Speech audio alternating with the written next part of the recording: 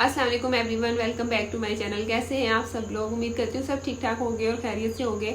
आज हम बात करने वाले हैं कि ऐसे कौन से बेसिक टेस्ट हैं जो कि एक कपल को करवाने चाहिए अगर उन्हें ऐसा डाउट हो रहा है कि उन्हें शायद इनफर्टिलिटी का प्रॉब्लम है। अब कुछ ऐसे केसेस भी होते हैं कि हम 4-5 साल से ट्राई कर रहे हैं, उनके लिए अलग टेस्ट होते हैं। जो फिर उनकी पहले प्रेगनेंसी हुई है, उनके मिसकैरेजेस हो गए हैं या फिर कोई हाई रिस्क उनकी प्रेगनेंसी रही है, या ऐसा होता है कि कुछ कपल्स कहते हैं कि हमारा पहला बेबी हो गया लेकिन हमारा सेकंड कंसीव नहीं हो रहा। तो इस टाइप के जो केसेस होते हैं उनके लिए कुछ अलग टेस्ट होते हैं। लेकिन नॉर्मली जो एक कपल अपने टेस्ट करवा सकता है वो कौन से हैं वो मैं आपको बताऊंगी। तो सबसे पहले मेरे चैनल को सब्सक्राइब कर दें, वीडियो को लाइक और शेयर भी कर दीजिएगा। ये कहा जाता है जब आप डॉक्टर के पास जाते हो कि अगर आप 1 साल हो गया आपकी शादी को और आप 1 साल से ट्राई कर रहे हो, मतलब कि दोनों इकट्ठे रह रहे हो, ऐसा नहीं है कि वीकेंड पे हस्बैंड के साथ मिल रही हैं या फिर जो है वो हस्बैंड कहीं और किसी और मुल्क में रहते हैं, किसी और शहर में रहते हैं और कभी कभी जो है वो आना जाना होता है, तो उसको फिर हम 1 साल कंसिडर नहीं करते हैं। अगर आप 1 साल से लगातार ट्राई कर रहे हैं साथ रहते हुए और आपकी प्रेगनेंसी नहीं हो रही है, उस केस में जो है वो डॉक्टर आपके फर्दर टेस्ट जो है वो आप प्रोसीड करती है कि आपको कौन कौन से टेस्ट करवाने चाहिए। लेकिन कभी क्या ऐसा होता है कि आजकल इस तरह है कि हम अभी हमारा 1 साल कंप्लीट नहीं हुआ होता और हम इस कोशिश में होते हैं कि जल्द से जल्द हम कंसीव कर जाएं। इवन कि अगर 2-3 महीने भी हम ट्राई करते हैं तो हमें लगता है कि काफ़ी ज़्यादा टाइम हो गया। तो ऐसे कौन से टेस्ट हैं जो आप बेसिक करवा सकते हैं अगर आप खुद से भी करवाना चाहते हैं। अच्छा, अगर आपकी एज जो है वो 35 से अबव है तो 35 से अबव जिनकी एज होती है उनके लिए ये रिकमेंड किया जाता है कि आप 6 से 7 महीने के लिए ट्राई करें। अगर उसमें आप कंसीव नहीं करते हैं तो फिर आप डॉक्टर जो है आपको फर्दर टेस्ट वगैरह रिकमेंड कर देती है। अगर हम मेल के टेस्ट की बात करें तो मेल का एक ही टेस्ट करवाया जाता है जो कि बिल्कुल एक बेसिक होता है और स्टार्टिंग में होता है, उसे कहते हैं सीमन एनालिसिस का टेस्ट। अच्छा, मैं शुरू से कहती हूँ कि मेल को लाजमी अपना टेस्ट करवाना चाहिए। अगर औरत इतने ज़्यादा टेस्ट करवा रही होती है तो मेल को भी इस चीज़ में कोऑपरेट करना चाहिए। अब सीमन एनालिसिस टेस्ट में क्या होता है कि आपके स्पर्म की मोटिलिटी का पता चल जाता है, टोटल स्पर्म काउंट का पता लग जाता है। जो स्पर्म की मोटिलिटी होती है आपकी वो आपकी 40% से ज़्यादा होनी चाहिए, या फिर 40% तक भी हो तो हम उसे ठीक कंसिडर करते हैं, नॉर्मल कहते हैं। लेकिन अगर आपकी मोटिलिटी 40% से लेस है तो उसमें क्या होता है कि कंसीव आप कर लेते हैं लेकिन जो है थोड़ा सा मुश्किल हो जाता है कंसीव करना। लेकिन उसके लिए फिर मेडिकेशन आपको दी जाती हैं। तो उसमें क्या होता है कि आपके स्पर्म की मोटिलिटी अच्छी हो जाती है, जो कि मैंने अपनी पिछली वीडियोस में भी बताया हुआ है कि कौन सी मेडिसिन आप यूज़ कर सकते हैं।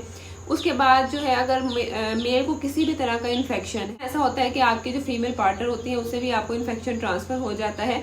लेकिन इन्फेक्शन के लिए हम तब मेल का टेस्ट करवाते हैं जब उसे कोई और भी सिम्टम्स आ रहे हों, जैसे कि कोई फिजिकल देखने में कहीं पे स्वेलिंग वगैरह या फिर पेन उन्हें फील हो रहा हो, इस तरह के सिम्टम्स हो तो फिर उनका स्पर्म का जो है वो इन्फेक्शन का टेस्ट भी करवाया जाता है। मेल और फीमेल दोनों जो है अपना बेसिक टेस्ट कौन सा करवाएंगे? CBC, जो कि एक नॉर्मल ब्लड टेस्ट होता है। अब उस ब्लड टेस्ट में क्या होता है कि औरत और मेल दोनों के HP का पता चल जाता है और अगर आपकी बॉडी में कोई भी इन्फेक्शन होता है तो उस चीज़ का भी पता लग जाता है। ये होता है कि कभी आपको इंटरनल वैसे ही वीकनेस होती है, आपका HB लेवल लो होता है, इसलिए आपको कंसीव करने में थोड़ा सा मसला आ रहा होता है, वो आप अपना डायबिटीज़ का टेस्ट करवाती हैं। जो फीमेल होती हैं, मेल भी करवाएं अपना डायबिटीज़ का टेस्ट। उसमें क्या होता है कि जिन पेशेंट को डायबिटीज़ का प्रॉब्लम होता है उनको कंसीव करने में थोड़ा मसला होता है। लेकिन क्या होता है कि अगर वो कंसीव कर भी लेते हैं तो उनकी आगे चल के प्रेगनेंसी में भी मसला हो जाता है, इसलिए डायबिटीज़ का टेस्ट आपका लाजमी करवाया जाता है। इसके अलावा आपका ब्लड ग्रुप का टेस्ट करवाया जाता है। ब्लड ग्रुप के टेस्ट में क्या होता है कि सबसे पहले फीमेल का करवाया जाता है। फीमेल के ब्लड ग्रुप के टेस्ट में उनका ब्लड ग्रुप पता चलता है कि वो नेगेटिव है या पॉजिटिव है। अगर आपका RH नेगेटिव ब्लड ग्रुप आता है तो फिर मेल का टेस्ट करवाया जाएगा। अगर उनका भी नेगेटिव आता है तो फिर नॉर्मल है, कोई भी टेंशन की बात नहीं होती। लेकिन अगर आप नेगेटिव हैं और आपका हस्बैंड जो है उनका RH पॉजिटिव आता है तो उसमें फिर थोड़ा सा डॉक्टर को इस चीज़ का आइडिया हो जाता है कि अगर आप कंसीव कर भी लेती हैं तो नेक्स्ट आपकी जो प्रेगनेंसी होगी वो थोड़ी सी रिस्क में होगी। उसके बाद अगर हम फीमेल के टेस्ट की बात करें तो फीमेल में सबसे ज़्यादा इंपॉर्टेंट ये होता है कि उनकी ओवुलेशन जो है वो प्रॉपर हो रही है, मतलब कि एग जो है वो प्रॉपर बन रहा है और रिलीज हो रहा है। वो किस तरह पता चलेगा, उसके लिए फिर बेसिक जो हार्मोनल टेस्ट होते हैं वो करवाए जाते हैं। मुझे अक्सर पेशेंट कहते हैं कि मैम कौन सा हार्मोनल टेस्ट करवाना है, तो जो आपका बेसिक होता है वो आपका होता है TSH, थायराइड स्टिमुलेटिंग हार्मोन होता है, इसका टेस्ट करवाना है आपने। प्रोलैक्टिन का टेस्ट करवाना है। अच्छा, अगर आपका TSH और प्रोलैक्टिन जो है ये इनकी वैल्यू ऊपर नीचे हो जाती है तो उससे क्या होता है आपकी ओवुलेशन में प्रॉब्लम आता है, आपका एग जो है वो ठीक से रिलीज नहीं हो पाता है जिसकी वजह से आप कंसीव नहीं कर पाती हैं। थायराइड का प्रॉब्लम बहुत ही ज़्यादा होता है, साथ आपने AMH का टेस्ट करवाना होता है। AMH का टेस्ट जो होता है वो आपका टोटल रिजर्व बताता है कि आपकी ओवरी में कितना एग का जो है वो रिजर्व मौजूद है। उसके अकॉर्डिंग ही आपका जो एग है वो हर महीने रिलीज होगा, और फिर ये होगा कि आप उसके अकॉर्डिंग हमें पता चलता है कि आपका मेनोपॉज, मतलब कि जब आपके पीरियड्स बिल्कुल ख़त्म हो जाते हैं वो कौन सा टाइम होगा। नॉर्मली जो है वो यहाँ पर पाकिस्तान में इस तरह होता है कि मेनोपॉज जो है वो आपका 46 से 47 एज के तक आ जाता है। तो अगर आपकी एज जो है वो 35 से ज़्यादा है और अगर आपका AMH वैल्यू जो है वो लो आती है, 1 to 6 जो है वो नॉर्मल वैल्यू होती है। अगर आपकी वैल्यू 1 से कम आ रही है और आपकी एज भी 35 से ऊपर है तो आपको जो है वो जल्दी कंसीव करने की तरफ जाना चाहिए कि आपका AMH जो है वो आपकी एज के साथ साथ डिक्रीज होता जाता है और आपके कंसीव करने के चांसेस जो है वो भी कम होते जाते हैं। आपका टेस्ट आ जाता है अल्ट्रासाउंड का। अल्ट्रासाउंड जो होता है ना, एक बेसिक ऐसा टेस्ट होता है कि उसमें हमें आपके इंटरनल स्ट्रक्चर का सारा पता चल जाता है, मतलब मोस्टली पता चल जाता है। जिन चीज़ों की जरूरत होती है कि आपकी ओवरीज में सिस्ट तो नहीं है, या फिर यूट्रस में कोई प्रॉब्लम हो, ट्यूब्स में कोई प्रॉब्लम हो, जो नॉर्मल एक थोड़ा ओवरव्यू होता है ना, वो अल्ट्रासाउंड से पता चल जाता है। इसके बाद अगर कुछ ऐसे कपल्स हैं जिन्हें काफ़ी टाइम से, जो मैंने बताया कि प्रेगनेंसी के लिए ट्राई कर रहे हैं, नहीं हो रही है, या फिर जो है वो पहला बेबी हो गया दूसरा नहीं हो रहा, या फिर उन्हें इन्फेक्शन का काफ़ी ज़्यादा प्रॉब्लम रहा हो, या फिर प्रीवियस हिस्ट्री में मिसकैरेजेस हो, एक्टोपिक प्रेगनेंसी हो, इस टाइप के फिर जितने भी लोग होते हैं ना, आपके टेस्ट आते हैं उसमें क्या होता है, आपकी ट्यूब्स को चेक किया जाता है। ट्यूब्स ब्लॉकेज के भी मुझे काफ़ी ज़्यादा कमेंट्स आते हैं। अब ट्यूब्स ब्लॉकेज का किस तरह पता चलता है? अच्छा, अगर आपकी प्रीवियस हिस्ट्री में कभी आपको इन्फेक्शन रहा हो तो उससे क्या होता है, आपकी ट्यूब्स ब्लॉक हो जाती हैं।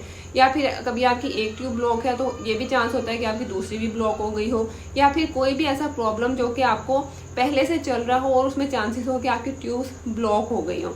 तो उसके लिए जो है वो हिस्टेरेक्टोमी का टेस्ट करवाया जाता है और HSG का टेस्ट करवाया जाता है। HSG में क्या होता है कि आपके अंदर जो है ना वो एक डाई को ट्रांसफर किया जाता है। उसमें क्या होता है कि डाई जो है ना वो ट्यूब्स के थ्रू गुजरती है उसमें से और निकल जाती है, तो उन कलर से हमें पता चल जाता है कि ट्यूब्स ओपन है या फिर बंद है। अच्छा, अक्सर क्या होता है कि HSG की रिपोर्ट गलत भी आ सकती है। तो और इसके साथ जो है वो हिस्टेरेक्टोमी का टेस्ट जो करवाया जाता है उसमें पेन वगैरह नहीं होती। उसमें छोटा सा एक कैमरा लगा होता है जो कि यूट्रस के थ्रू पास किया जाता है और उसमें आपका जो इंटरनल सारा स्ट्रक्चर है वो भी पता चल जाता है। तो जब आपको अल्ट्रासाउंड से कुछ चीज़ें क्लियर नहीं हो रही होती हैं तो फिर आपको इन 2 टेस्ट की ज़रूरत होती है। अगर आपके HSG में कोई प्रॉब्लम आ जाती है तो उसके बाद डॉक्टर आपको कहती है कि आपने लेप्रोस्कोपी करवानी है। ये एक नेक्स्ट स्टेज आ जाती है टेस्ट की। ये एक दूरबीन का टेस्ट होता है। इसमें थोड़ा सा पेशेंट जो है वो घबराता है कि तो शायद ऑपरेशन टाइप कुछ होगा, क्योंकि इसमें हल्का सा कट लगता है।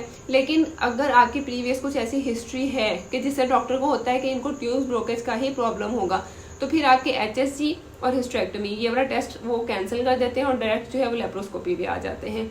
तो ये आपके मेन टेस्ट होते हैं।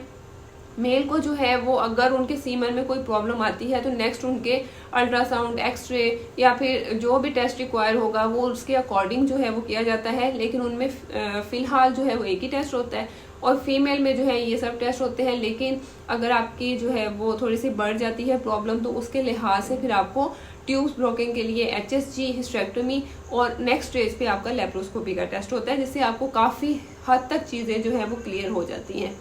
सो आई होप कि इस वीडियो से आपको काफ़ी क्वेश्चंस के आंसर मिल गए होंगे। मैंने आपको सारे बेसिक टेस्ट बताए हैं जो कि आप खुद भी करवा सकते हैं और आप अपने डॉक्टर से भी इस चीज़ के बारे में मशवरा कर सकते हैं। और अपना बहुत ज़्यादा ख्याल रखें, दुआओं में याद रखें। नेक्स्ट वीडियो तक के लिए अल्लाह हाफिज़।